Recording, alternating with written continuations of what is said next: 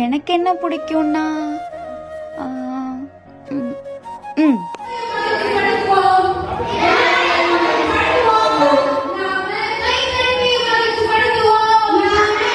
இது பிடிக்கும்.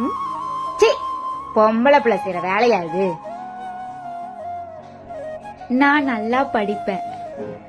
2 டிகிரி முடிச்சிருக்கேன், எம்எஸ்சி மேக்ஸ். அதனால என் தம்பிக்கு அட்வைஸ் பண்ண பிடிக்கும். தம்பி இங்க வாயேன், நான் சொல்றது கேள. கேப்பாங்க.